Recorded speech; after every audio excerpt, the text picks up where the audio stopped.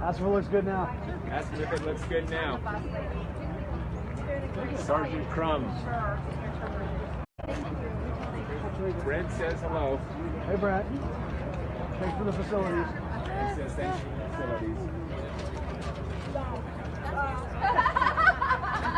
I'd love to talk to somebody from the county. I'm from the sheriff's office. Okay. So if you want to have the sheriff's office, I'm one of the Fantastic. Should we do that now, or is this about to start? after all of this. Okay. Yeah, definitely. Okay. I need to make sure that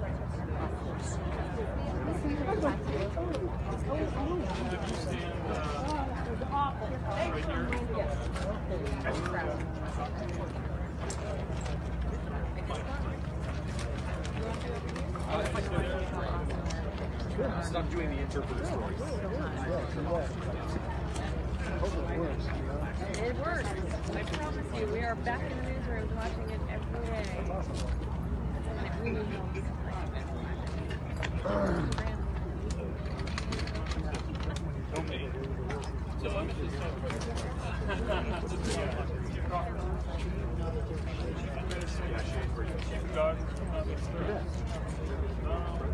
Hi.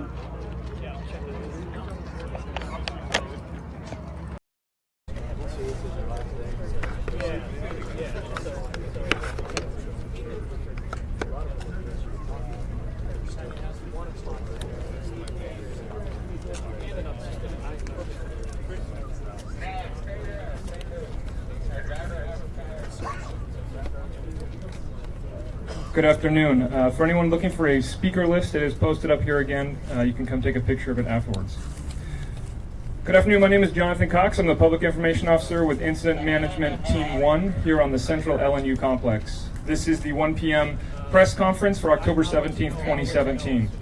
Just a few things. We'll have a question and answer period like we have most days for all of the speakers at the conclusion of all speaking roles. If you have any specific questions that you'd like to have a conversation with, please wait till after the press conference and you can speak one-on-one with all representatives. Additionally, after this press conference in English, there will be a Spanish language press conference that will be about 5 minutes after the conclusion of this press conference. Just to start things off, to give everybody kind of an idea of the scope of the agencies involved right now, we have 351 agencies from both, not only the United States, but Australia here on the incident. That includes agencies from 14 different states in the United States, as well as some crews from Australia. Some additional agencies that have been involved pretty heavily that are on this incident are the Red Cross, as well as FEMA now. And the firefighters out there really appreciate the outpouring of support that the community has shown. All of the offers for food and water have been very flattering. We do ask firefighters have sufficient water and food. We are a fairly self-contained unit, so we don't need any supplies per se. But any cards or words of appreciation is really what thrives or keeps firefighters going, and those are greatly appreciated. With that, we'll get an operational overview right now with Incident Management Team 6 Operations Section Chief Steve Crawford. Good morning. That's Incident Management Team 1, just for the record, Ops Section Chief for the day. Giving you a rundown, we'll start up in the top of the pocket fire. So the pocket fire, again, our biggest struggle had been throughout this week is to keep it from moving to the east and to the south. Our comfort level is really good there. We've held it there for a couple of days, so we're feeling real confident on that. So now we're working on the northern piece of that. And the information that was given out is we have started back burning operations. That's where our resources are putting fire on the ground and letting that fire burn to the main fire. And we chose that tactic is because there's some steep drainages, and we didn't want to get firefighters down in those steep drainages where they could either get trapped in those drainages, hurt, or anything of that nature because of the steepness of the terrain and the difficulty in getting in there. So we found a safe spot. We've reinforced the lines on the north side of that. We put a lot of retardant on there to keep the fire from jumping those lines, and we're just slowly working fire back towards the fire and burning that operation out. So there'll be a lot of smoke in the air up there in that pocket fire, and that's where our concentration is today to get that piece done in the pocket fire. As we move down to the Tubbs fire, we had some really aggressive firefighters yesterday, and they're continuing today that took the initiative, followed the directions, came up with a great plan, and they're going down a super steep ridge that's full of retardant and it has some smokes on the sides that would make people nervous, but they're going at it and they're cutting through that. So they're taking a really aggressive stance on everybody's behalf to cut that piece off, and they've made very good progress last night today. We have bulldozers coming up from the bottom, hand crews from the top, connecting those two pieces, and then we're widening and improving what we call it today with the support of the helicopters up there, and that's looking really good. So comfort levels coming way up on that upper end of the Tubbs fire. When we come down to the Nuns fire and the Oakmont fires, they did burn together up around the northern side and northern eastern side. Almost by design, we put a dozer line across the top to keep that from going too much further to the north and to the west, and that has been successful. That very difficult piece of line that I was talking about yesterday, it's been holding. There was some little bits of firing operations, backfirings again last night to get the fire to move away from the line instead of having it run towards us. They did the backfires to let it burn down last night. We had the weather, it was favorable. Most of that has got what we call black line to us, which is mean there's fires up to the edge and it's burned down. So now we've got the main fire burning towards our backfires, and hopefully those will consume instead of running and the fire running and jumping over our lines. It's going to consume more in the middle of the black area and not make a big rush at our lines. And that's looking really good. Excuse me. As of the middle of the day today, there's still some concerns that if the west winds come up or east winds come up, we get some erratic winds that could push our lines in certain areas. But as of right now, it's looking really good. And now they're just working at bringing the fire's edge in what we call a pocket. This area down here on the northwest side of Nuns, and what would be the southeast side of the Oakmont fire, trying to get those pieces and tied in, and they're working.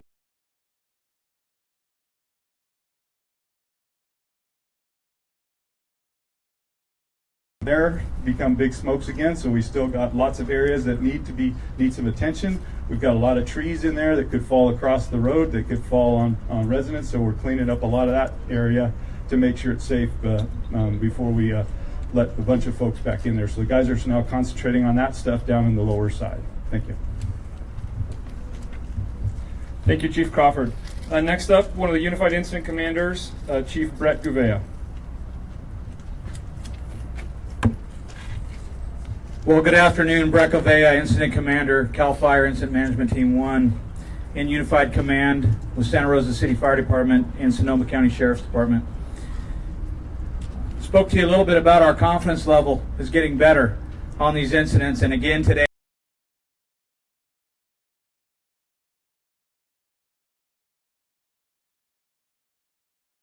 So with that, our confidence is increasing daily. CAL FIRE investigators continue to work on cause and determination, and they're working closely with local law enforcement on those efforts to find a cause for each one of these fires. Our continued priority is repopulation. As I told you, over the last 24 hours, we would continue to repopulate as much as we can, as quickly as we can. Just over the last 24 hours, we have repopulated 13,956 homes and 36,225 people. That's at a pretty brisk pace, if you might say, and it's about as fast as we can possibly do it. And those numbers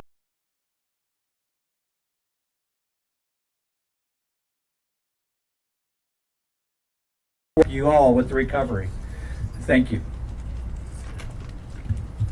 Thank you, Chief. Next up from the Santa Rosa Fire Department is Fire Chief Tony Grosner.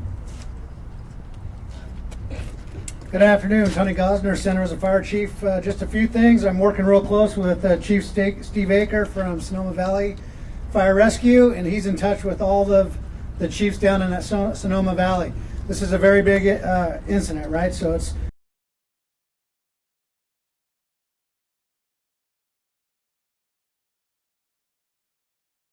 thank you very much.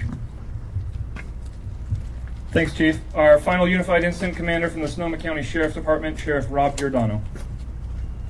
Thank you. Good afternoon. So a couple updates for you.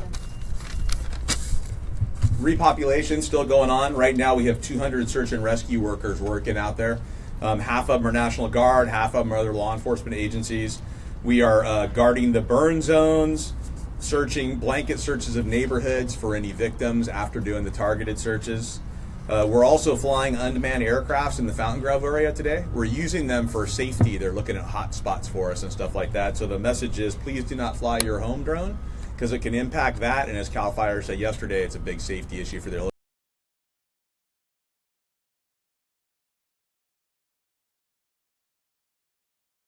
people. Take their frustration out on the National Guard and all the law enforcement in other areas regarding these posts. That decision's getting made at a command post, so don't blame them for that. We're trying to keep everybody safe. Missing persons, we're at 1,969. 26 of those, 1969 total outstanding. There are 26 that Santa Rosa PD is working, so they came off our list. We give them to them. And there are 27 outstanding in the Sheriff's Office jurisdiction. So you see that number is still dropping, so that's good news for us. We have had 17 arrests.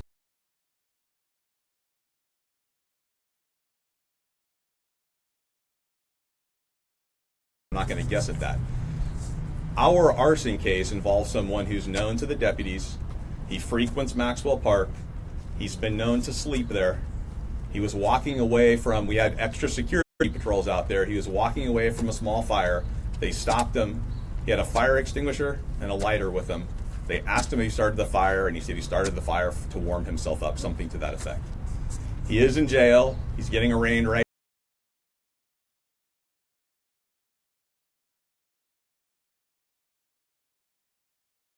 We continue to see people at our checkpoints thinking they're getting misinformation.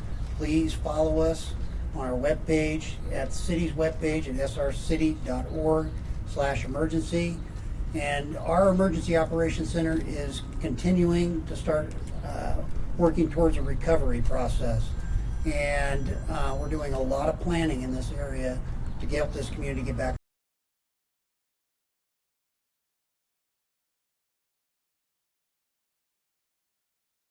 Workers, but to keep it open.